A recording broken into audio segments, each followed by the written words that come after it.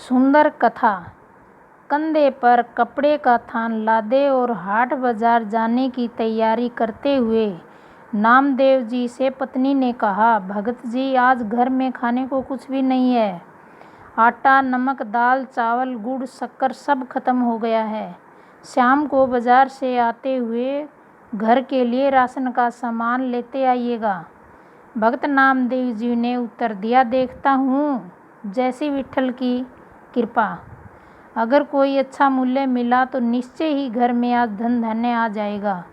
पत्नी बोली, संत जी, अगर अच्छी कीमत ना भी मिले तब भी इस बुने हुए थान को बेचकर कुछ राशन तो ले ही आना। घर के बड़े बूढ़े तो भूख बर्दाश्त कर लेंगे, पर बच्चे अभी छोटे हैं, उनके लिए तो कुछ ले ही आना, जैसे मेरे विठल की इच्छा। ऐसा कहकर भक्त नामदेव जी हाट बाजार को चले गए।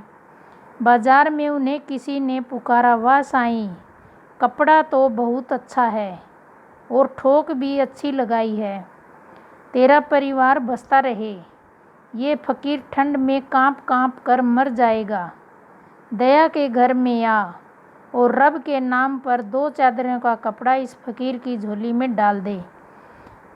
भक्त नामदेव जी, 2 चादरों में कितना कपड़ा लगेगा फकीर जी? फकीर ने जितना कपड़ा मांगा, इत्तेफाक से भगत नामदेव जी के थान में कुल कपड़ा उतना ही था और भगत नामदेव जी ने पूरा थान उस फकीर को दान में दे दिया। दान करने के बाद जब भगत नामदेव जी घर लौटने लगे तो उनके सामने परिजनों के भूखे चेहरे नजर आने लगे। फिर पत्नी की कही बात कि घर में खाने की सब सामग्री खत्म है, दाम कम भी मिले तो भी बच्चों के लिए कुछ तो ले ही आना। अब दाम तो क्या, थान भी दान जा चुका था। भक्त नामदेव जी एकांत में पीपल की छांव में बैठकर हरि विठल करने लगे। जैसे मेरे विठल की इच्छा। जब सारी सृष्टि की सार पूर्ति वो खुद करता है तो अब मेरे परिवार की सार भी वो ही करेगा।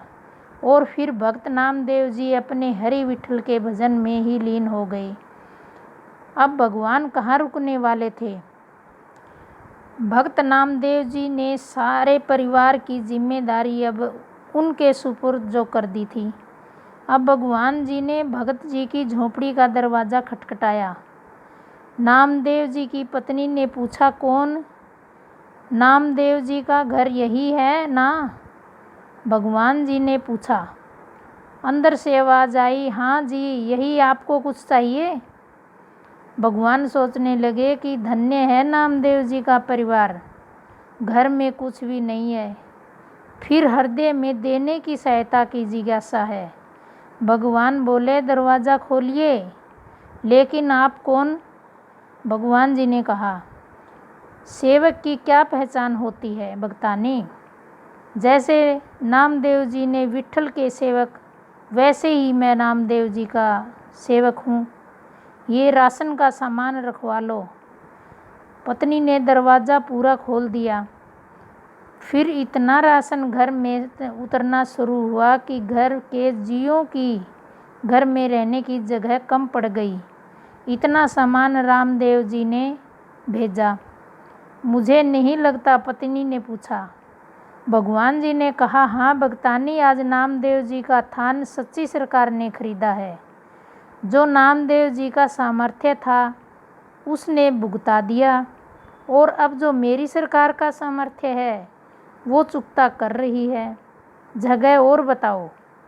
सब कुछ आने वाला है भगत जी के घर में।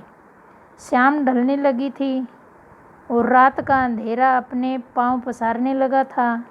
सामान रखवाते रखवाते पत्नी थक चुकी थी। बच्चे घर में अमीरी आते देख खुश थे। वो कभी बोरे से शक्कर निकाल कर खाते और कभी गुड़, कभी मेवे देखकर मन ललचाते और कभी झोली भर भर कर मेवे लेकर बैठ जाते। उनके बालपन अभी तक तृप्त नहीं हुए थे। भक्त नामदेव जी अभी तक घर नहीं आए थे, पर सामान लगातार आना जारी था। आखिरी पत्नी ने हाथ जोड़कर कहा, सेवक जी, अब बाकी का सामान संत जी के आने के बाद ही लेकर आना। हमें उन्हें ढूंढने जाना है, क्योंकि वो अभी तक घर नहीं आए हैं। भगवान जी बोले, वो तो गांव के बाहर पीपल के नीचे बैठकर विठल सरकार का सिमरन कर रहे हैं। अब परिजन नामदेव जी के देखने गए। सब परिवार वालों को सामने देखकर नामदेव जी सोचने लगे, ज़रूर ये भूख से बेहाल होकर मुझे ढूंढ रहे हैं। इससे पहले संत के नामदेव जी कुछ कहते, उनकी पत्नी बोल पड़ी, कुछ पैसे बचा लेते। अगर थान अच्छे भाव बिक गया था तो सारा सामान संत जी आज ही खरीद कर घर भेजना था क्या? भक्त नामदेव जी कुछ पल के लिए विस्मित हुए, फिर बच्चों के खिलते चेहरे देखकर उन्हें एहसास हो गया कि ज़रूर मेरे प्रभु ने कोई खेल कर दिया है। पत्नी ने कहा, अच्छी सरकार को आपने थान बेचा और वो तो सामान घर में भेजने से रुकता ही नहीं था। पता नहीं कितने वर्षों तक का राशन दे गया।